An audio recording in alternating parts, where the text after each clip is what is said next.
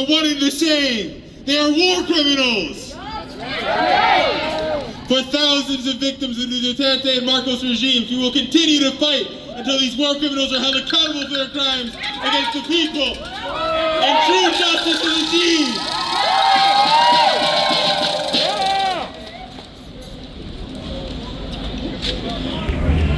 Now, the International Coalition for Human Rights in the Philippines,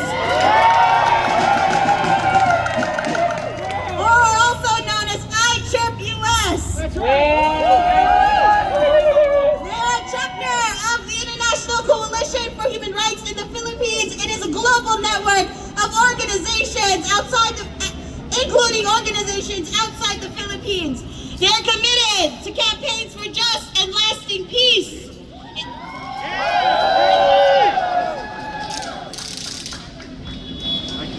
And we are introducing, everyone give it up for Brandon Lee.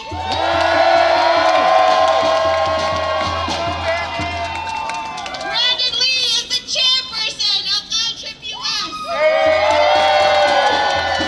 He's a Chinese-American human rights and environmental activist.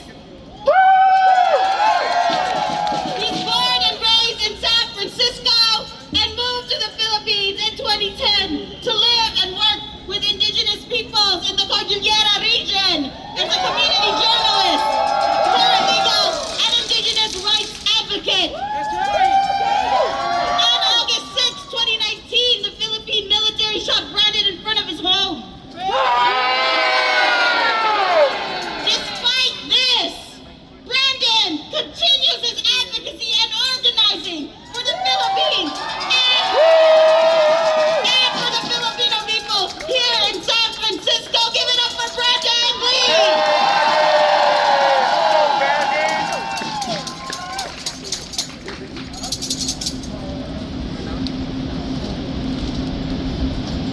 We're here outside the Philippine Consulate, where for years we have been demanding justice for the attack on my life and for the thousands of victims of US-backed counterinsurgency programs in the Philippines.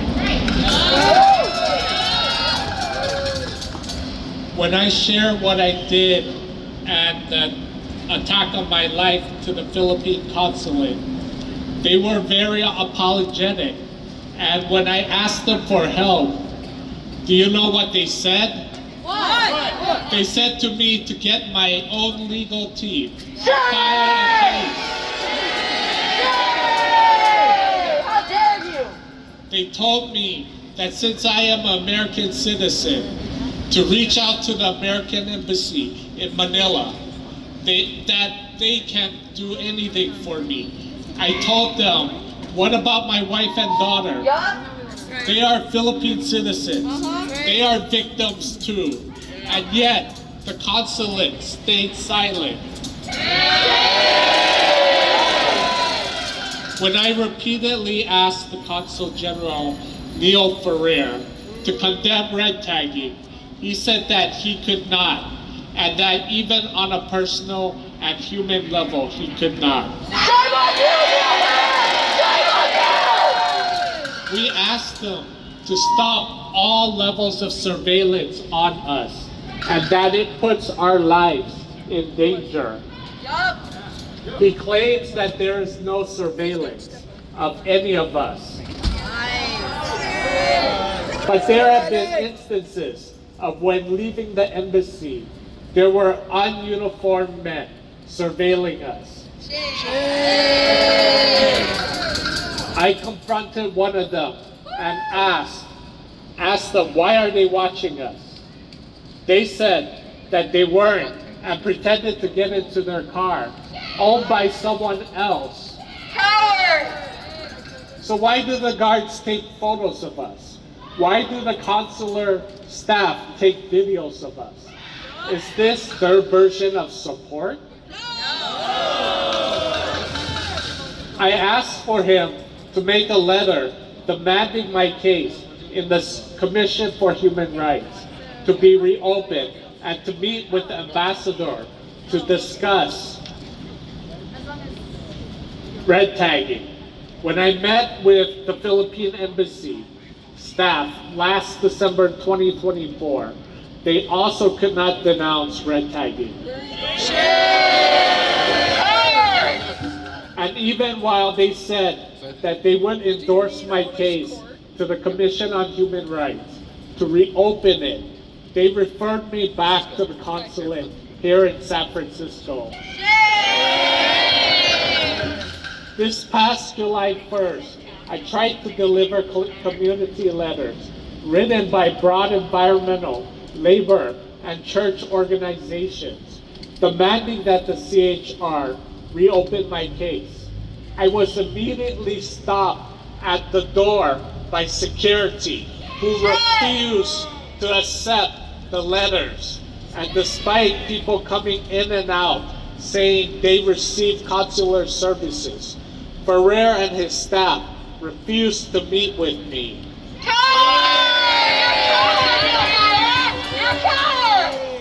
So despite any sort of limited advance, despite the support of the community organizations and all the people calling for justice, the embassy, the consulate continue to stonewall us.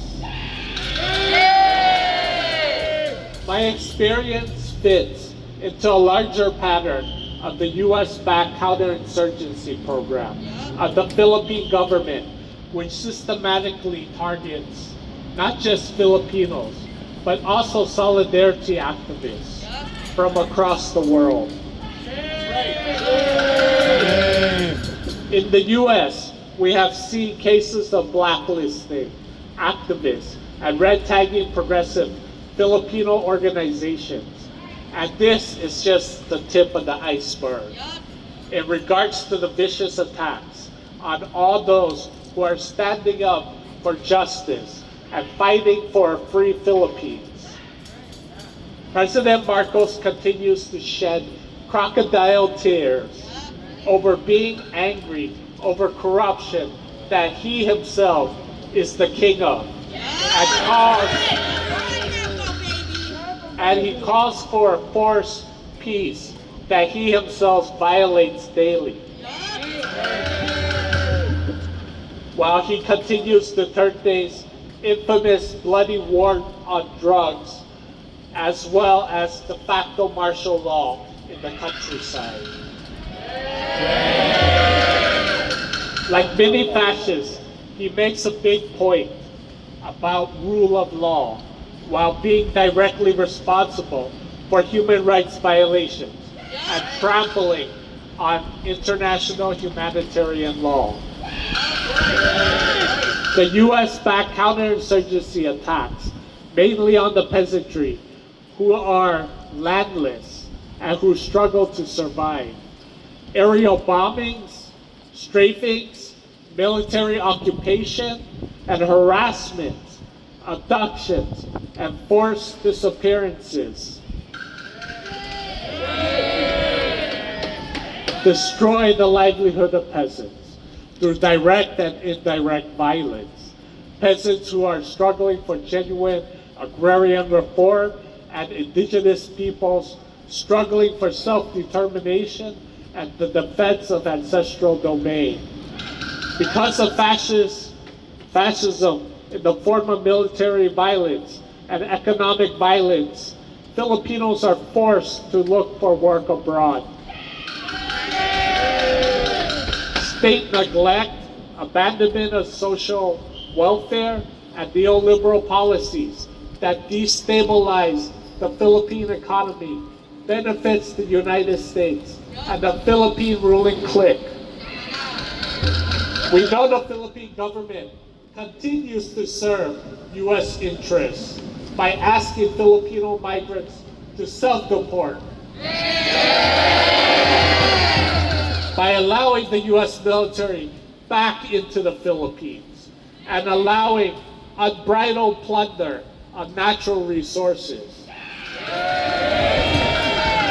The U.S. and Philippine government know that the attack on my life is happening also to those criticizing the neoliberal policies, the militarization in the countryside.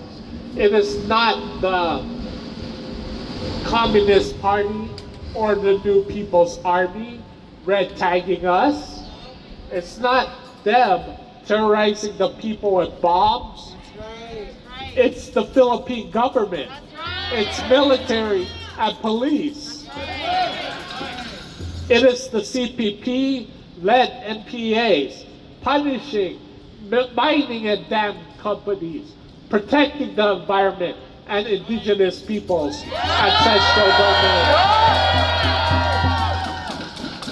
When the military fails time after time to squash the revolutionary movement, they attack the civilian population. The counterinsurgency budget is inflated, and it's a milking cow for the reactionary military.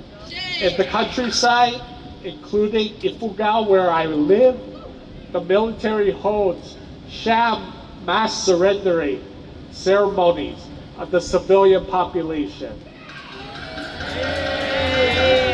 Oftentimes not paying the civilians for signing documents that they cannot read or were misled to sign.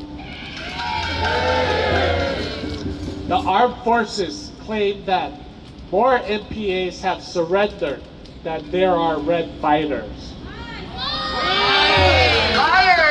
Just like thousands of victims of U.S. Duterte and U.S. Marcos regime, justice is oftentimes delayed or denied completely. We cannot expect the Philippine government to hold themselves accountable and give us victims any justice. We must continue to organize and build the united front against fascism, against imperialism, here in the United States and for the Filipino people. U.S. out of the Philippines. And U.S. back war crimes.